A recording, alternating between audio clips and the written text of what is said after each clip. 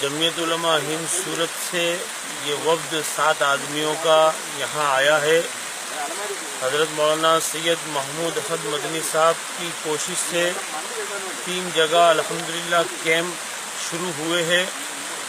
35,000 करोड़ रुपए का नुकसान हुआ है और 1,000 से ज़ायद लोग यानी मर चुके हैं। बेशुमार मकानात तबाह हो चुके हैं और हज़ारों हेक्टर ज़मीन उनकी खेती बिल्कुल लहलहाती थी, लेकिन सैलाब की वजह से तमाम की तमाम तबाह हो चुकी है।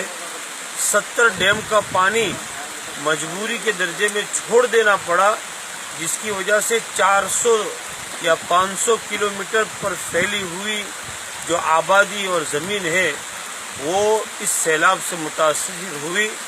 इस मौके पर जितने लोग भी अब मिलकर मदद करे, इमदाद करे, अल्लाह की ज़ात के अलावा कोई भी इनकी तकलीफ को दूर नहीं कर सकता।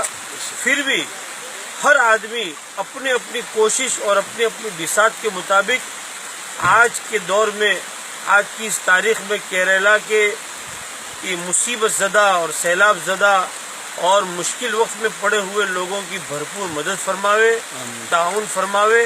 अल्लाह ताला दुनिया आखिरत में आप हजरात को उसका बेहतरीन बदला देगा। ये एक मकान बिल्कुल आपके सामने है, बिल्कुल एक चीज़ भी उसकी रही नहीं है।